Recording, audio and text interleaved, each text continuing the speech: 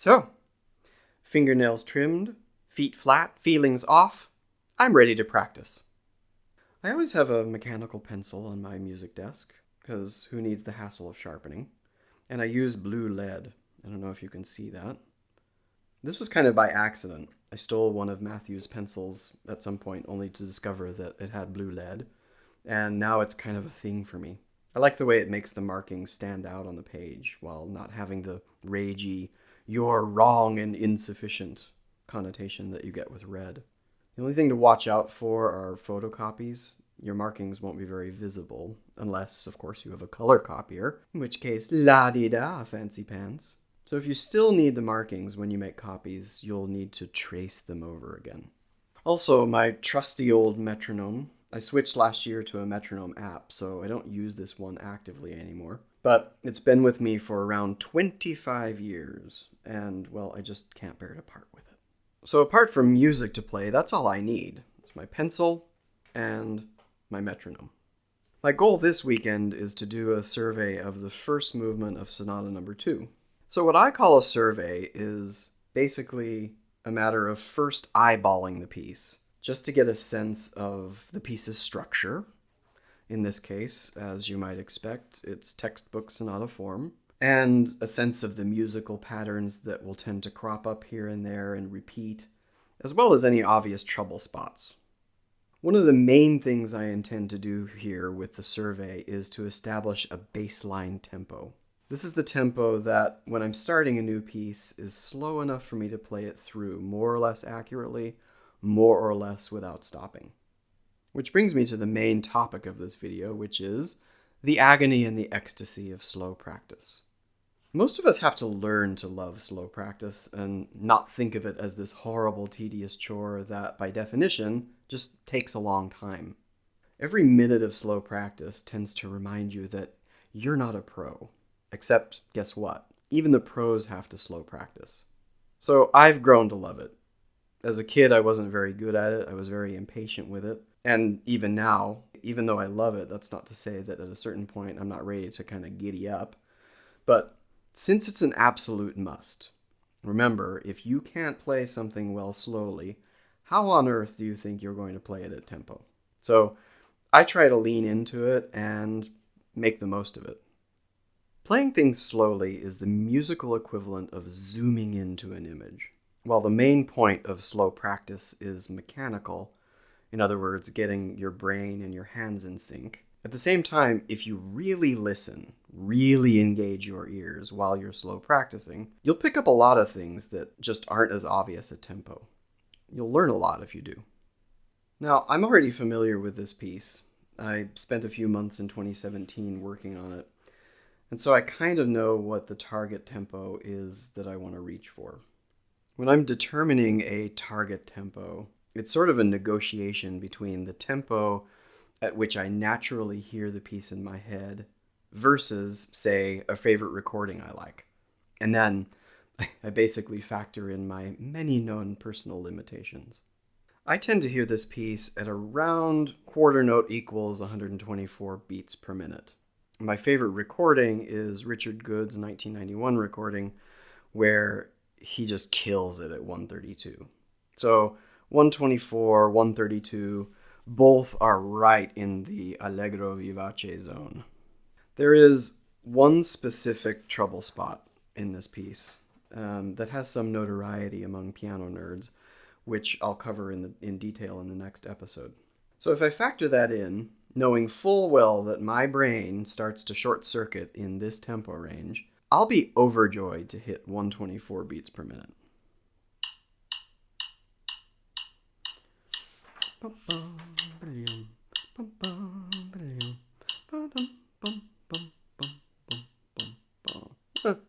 Might be a little too slow, but we'll see.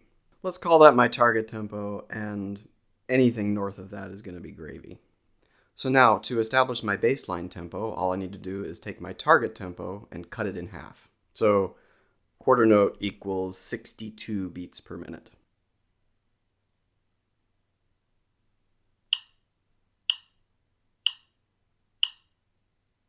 Okay, off we go.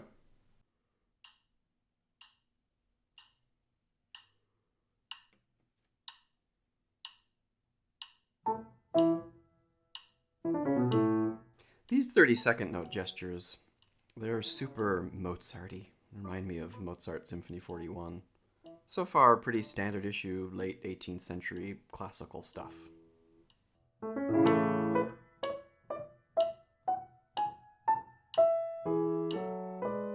Exhibit A for the Beethoven wasn't a great melodist crowd. Main theme is basically an A major scale. Nice choral phrase. And then, oh yeah, there he is. That's some nice warm German gravy right there.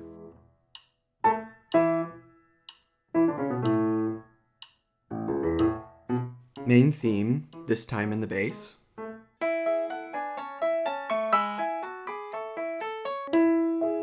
Okay, we're leading up to something. These triplet flourishes are fine at this tempo, but at 124, they're really gonna rip. Again, need to stay close to the keys during slow practice, because I won't be able to afford any extraneous movement at tempo. And now we slide into the warm bath of B major. This going way down into the bass of the instrument is totally a Beethoven thing. Oh dear.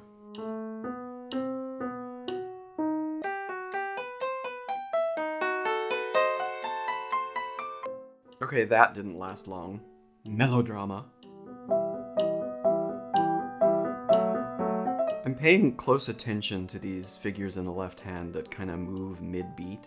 Those will get dodgy as I increase tempo, but my approach will be not just to play them accurately, but to actually make something of them. Really nice way to move through this circle of fifths passage. Speaking of melodrama, I can't help but think of those Snidely Whiplash Dudley Do-Right cartoons from the 60s, using way too much rope to tie people to train tracks.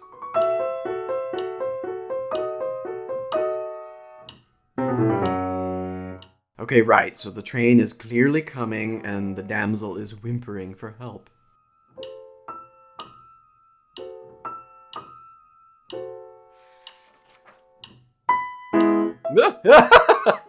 Ah!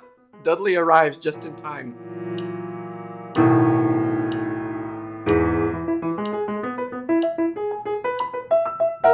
These octaves aren't as hard as they look. One might be tempted to use pedal in the end, but I think I'm going to keep them nice and dry, like a saloon piano.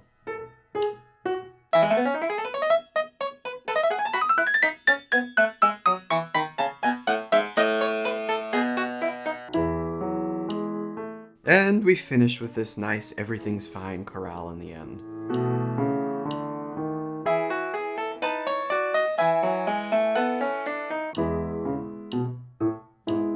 I love this staccato phrase in the bass, and in my head I hear a hilarious Curb Your Enthusiasm tuba. Welcome to the development section, where we watch our musical ideas go through puberty. Oh dear.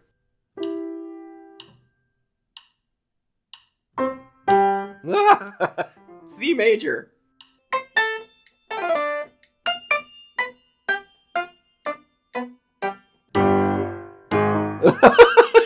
A flat. Fucking hell.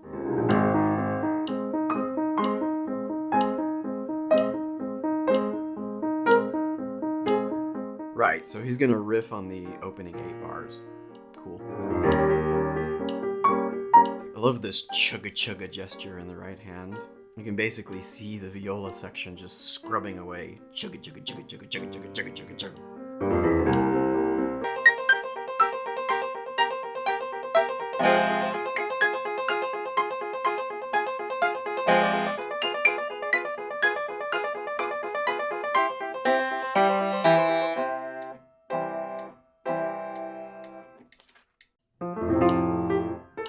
Oh, hello, main theme in F major.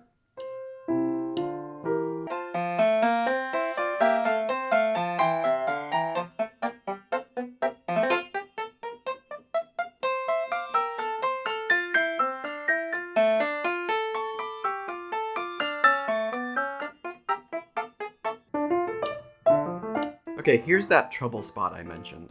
So, obviously, some nice canon action going on, and it would all be fine if it were not for these little grace notes that turn it into a 3-voice canon. More on this section next time.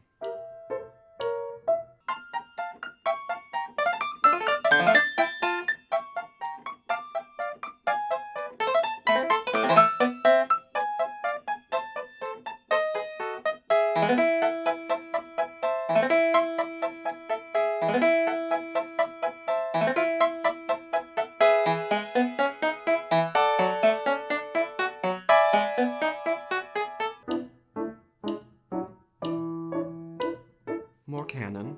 That's a thing. Oh. Plunk. Plunk. Plunk. Plunk. Our musical ideas have survived puberty and now return in the full blossom of adulthood.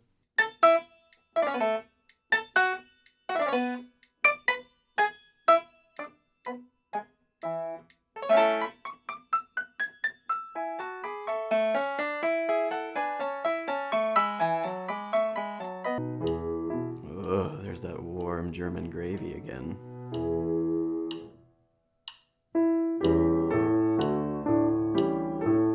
Oh, I love that. I think that's my favorite moment of this piece. Did you hear what he did?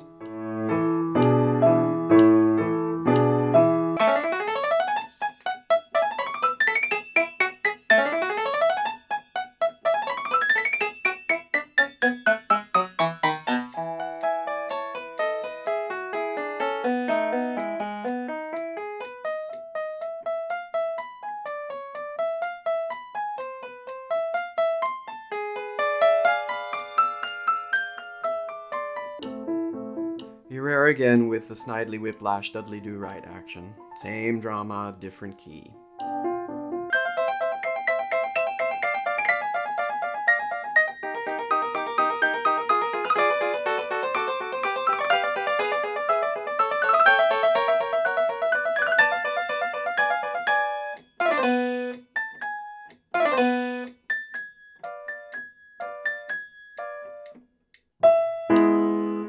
Whoop! Standard sonata form screw up for me.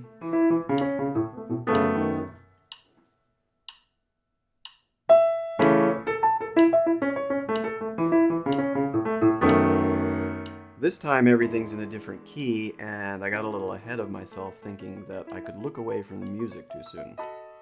Shame on me.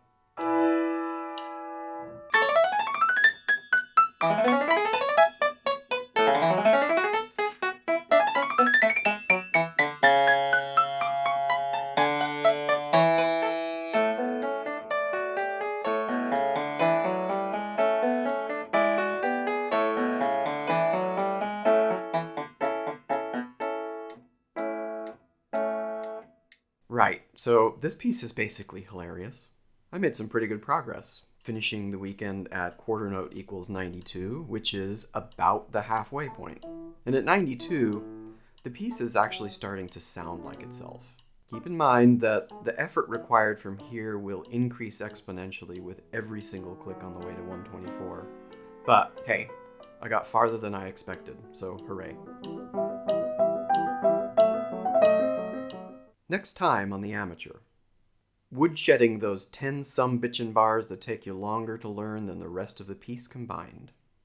If you liked this video, be sure to like and subscribe and click the notification bell so that you get notified when I release new videos. If you disliked this video, be sure to dislike. See you later.